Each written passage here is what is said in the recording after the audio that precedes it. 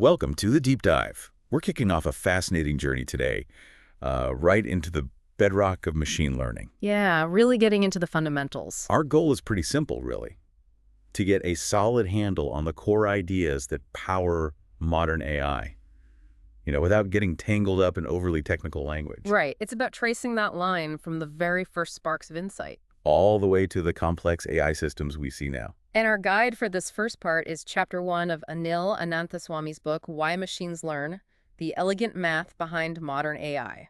The great starting point. It really is. People like Yoshua Bengio have praised it for offering a, quote, clear and engaging explanation of the fundamental mathematical ideas. It helps connect the dots, Exactly. So we'll be looking at how machines learn to recognize patterns. We'll start with some, surprisingly simple examples. And then follow that early inspiration that came from studying arguably the best learning machine out there, the human brain. Okay, let's get started then. Our deep dive into Chapter 1, Desperately Seeking Patterns. So the chapter kicks off with Konrad Lorenz, his work on imprinting in ducklings. Why start there? What's the connection to machine learning? Well, it's actually a brilliant way to frame the problem. Lorenz discovered this thing called imprinting. Ducklings hatch, and they basically latch onto the first moving thing they see. Usually the mother duck? Usually. But what's really wild is that it's not just about a specific individual. The book mentions mallard ducklings imprinting on the idea of sameness. Sameness. How does that work? So, if they first see two red balls moving together, later on they'll follow any two balls of the same color, maybe two blue ones, but they won't follow two balls of different colors. They get the abstract concept. Wow. And difference too, presumably. Exactly. They can grasp difference as well. That's incredible that these tiny creatures have this built-in knack for recognizing abstract concepts different from just basic sensory stuff. Right, and then they use that understanding. It makes you ask, how on earth do they do that? And that's the link the book makes. AI researchers are essentially trying to figure out that same kind of efficient pattern recognition, how to learn quickly, maybe with less data, just like the ducklings. Yeah, absolutely. And okay, maybe our current AI isn't quite that efficient yet. Not quite duckling level efficient, no. But the basic idea is there. Finding and learning from patterns in data, which naturally leads to the question, what is a pattern in data? The book gives a really simple example here. Just a table, 3 columns, by 1, by 2, and y, and it asks you, the reader, to spot the connection. What's the pattern there? It turns out to be pretty straightforward in this case. Y equals by 1 plus 2 times by 2. So y equals by 1 plus 2 by 2. Simple enough? Simple, but it makes a key point. Which is? That in the real world, these relationships are usually not obvious at all. Right. So the book generalizes this. It says, okay, let's write it as y equals w1 by 1 plus w2 by 2. These w1 and w2 are called coefficients, or more commonly in machine learning, weights. They sort of dial in the importance of each input. Exactly. They define that specific relationship, and then it expands even further. Imagine you have n inputs. Y equals w1 by 1 plus w2 by 2 plus w3 by 3, all the way up to u(n)xn. Okay, that could get really long and complicated fast. It could. And just imagine trying to figure out all those w values, maybe 50 of them, just by staring at a giant spreadsheet. Yeah, practically impossible. And that's where learning comes in. Machine learning uses algorithms to automatically figure out those weight values from the data. Okay, so the algorithm finds the weights. What's the big payoff? Why do we want it to do that? Predictions. That's the real power. Once the algorithm learns the weights from some initial data, the training data, you can use those learned weights to predict the y value for new x values it's never encountered before. Like the house price example in the book. Precisely. If my 1 is bedrooms, my 2 is square footage, and y is the price. You train the algorithm on data from houses already sold. It learns the weights W1 and W2. And then you can give it the bedrooms and square footage of a new house. And it predicts the price, y. That's the goal. And this whole process, learning from labeled examples, input features like bedrooms and square footage, and the known output, the price, that's what we call supervised learning, isn't it? Exactly. Supervised because you're supervising the learning with the known correct answers, the labels. And specifically because we're predicting a number, like price, it's called regression. Spot on. Regression is a type of supervised learning. And it's worth pointing out, like the book does, that modern ML often needs huge amounts of this labeled data. Right, which is quite a contrast to those efficient ducklings learning from maybe just one or two examples. A big contrast. But still, this relatively simple idea, learning weights to predict an output, it's the absolute foundation for even the incredibly complex, deep neural networks we use today. Speaking of those early steps, the chapter brings in a key figure, Frank Rosenblatt, and his invention, the perceptron. Ah, yes, the perceptron, really significant. Why was it such a big deal back then? Well, it was one of the very first algorithms inspired by the brain that could actually learn patterns just by looking at data. That was revolutionary. Learning of its own. Yes. And crucially, there was a mathematical proof. It showed that if a pattern the perceptron could learn existed in the data, we'll get to what that means, linearly separable, the algorithm was guaranteed to eventually find it. Wow, a guarantee. That must have caused some excitement. Oh, huge excitement. Maybe even too much excitement initially. But that guarantee, that convergence proof, was a massive step. Now, the book mentions that the groundwork was laid even earlier, back in 1943. McCulloch and Pitts, a neuroscientist and a logician. Right. Warren McCulloch and Walter Pitts. They were thinking about how the brain itself might compute things, like could it perform logic? So they built a model. A very simplified model of a biological neuron. They called it an artificial neuron, or sometimes a neurode. How did it work? Super simple, really. It took binary inputs, just 0 or 1, let's say by 1 and by 2. It would just sum them up. Add them together. Add them together. And if that sum hit a certain threshold value, they used the Greek letter theta. For the threshold, the neuron would output a 1. If the sum was below the threshold, it output a 0. Okay, so it's a little decision maker based on a threshold. Exactly. And the cool part was just by changing that threshold value, you could make this simple neuron behave like basic logic gates. Like AND and OR. Precisely. Set it 2, and it acts like an AND gate needs both inputs to be 1 to output 1. Set it lower, maybe 1.5 or even 1, and it acts like an OR gate. Huh. So these simple units could do logic. That was the big idea. Connect enough of these McCulloch-Pitts neurons, these MCP neurons, together, and theoretically you could perform any logical calculation. It's basically the foundation of digital computing. But there was a catch, right? A big catch. The threshold had to be set by hand. You had to figure out the right threshold for the logic you wanted. The MCP neuron itself couldn't learn the threshold from data. Ah, okay. So it could compute, but it couldn't learn how to compute based on examples. Exactly. And that's where Rosenblatt comes back in. He built on McCulloch and Pitts' work. He made it learn. He did. His perceptron could learn from data. That was the crucial difference. How did he achieve that? What was his inspiration? He drew from McCulloch and Pitts, but also from psychology, particularly Donald Hebb. Hebb had this idea about how learning might happen in the brain. The neurons that fire together, wire together idea? That's the one. The connections between neurons get stronger if they're active around the same time. Rosenblatt took this idea and applied it to his artificial neuron. The strength of the connections became adjustable weights. Okay, so weights that could change based on experience. Exactly. The book tells a funny little story about Rosenblatt and a student, George Nagy, just showing how sharp Rosenblatt was. And it mentions the markup perceptron. Yeah. Built in 58. Yes, the markup. It could actually recognize letters, which was impressive for the time. But the really big deal wasn't just that it could recognize them. Here's how it learned. Right. Nagy said it learned to recognize letters by being zapped when it made a mistake. Huh?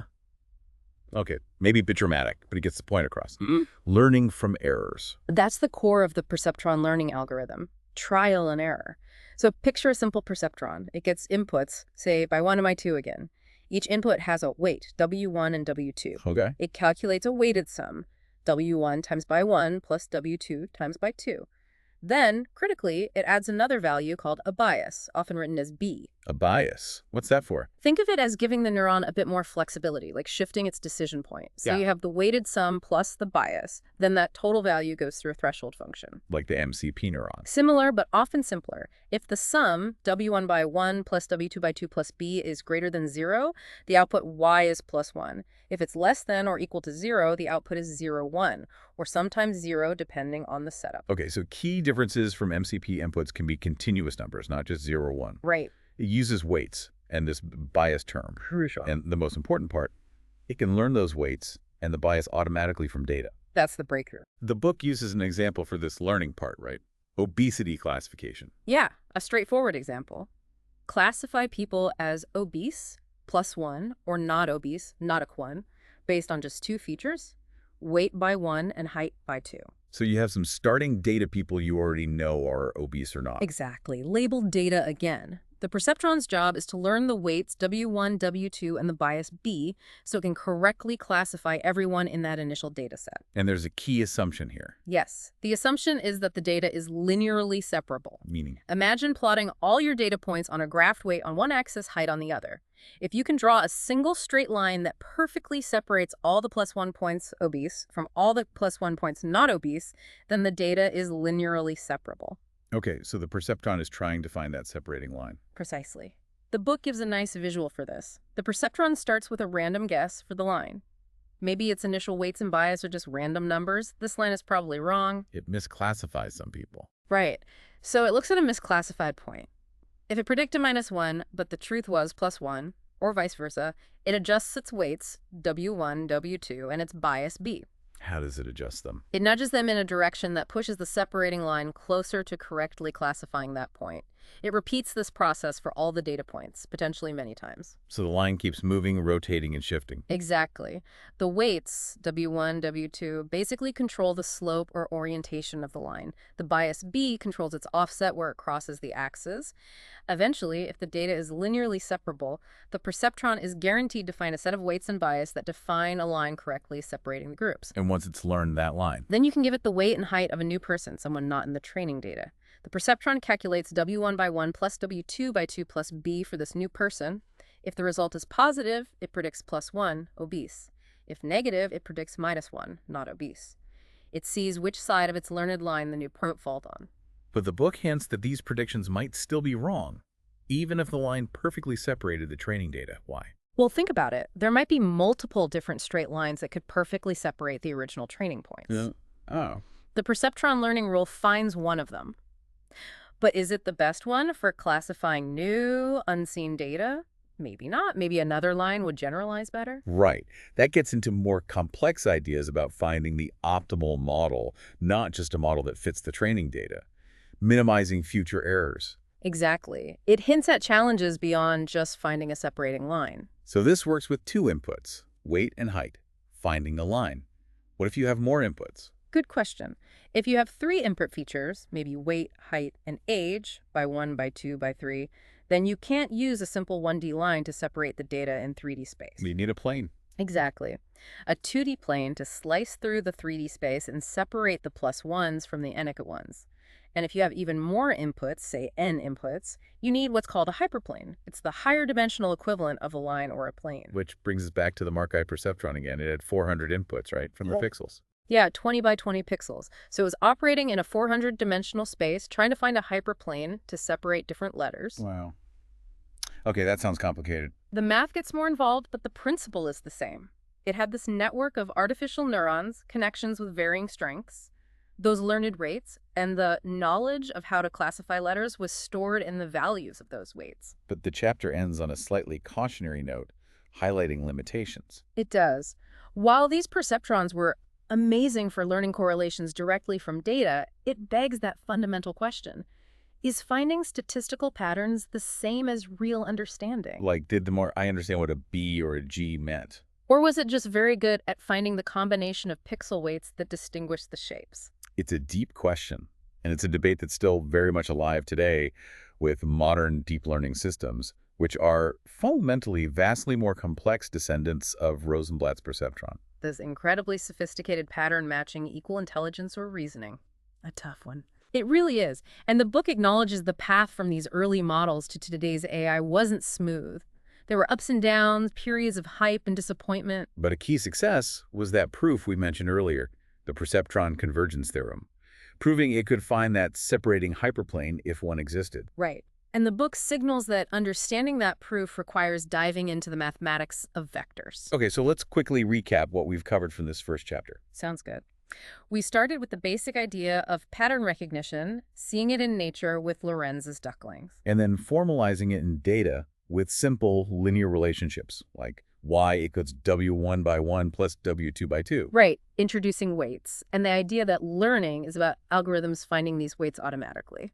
Then we looked at the precursors, the McCullik-Pitts neuron, a simple logic unit inspired by the brain, but it couldn't learn on its own because its threshold was fixed. Which led us to Rosenblatt's perceptron. Also brain-inspired, but crucially, it could learn by adjusting its weights and bias based on errors, learning from mistakes. We saw how it could find a separating line or a hyperplane in higher dimensions for linearly separable data, using the obesity classification example. And we touched on its limitations and the ongoing questions about pattern recognition versus true understanding. Absolutely. These early ideas, the MCP neuron, the perceptron, the concept of learning weights, they really are the absolute building blocks for everything that followed in AI and deep learning. Couldn't agree more. It's the foundation. And as the book points out, the next logical step in understanding this better involves getting comfortable with vectors, which is key to representing and manipulating data in machine learning. Definitely. Vectors are fundamental for the math that comes next. So maybe a final thought for you, the listener. Think about how you recognize patterns constantly in your daily life. Faces, voices, traffic patterns, maybe even social situations. How does your own pattern recognition compare to these simple yet powerful ideas we discussed? Yeah, and what does it mean for a machine to learn these patterns? It's fascinating stuff to ponder with lots of implications. And with that, we have covered the entirety of the first chapter of Why Machines Learn. We've laid down that essential groundwork. Thanks for joining us on the deep dive.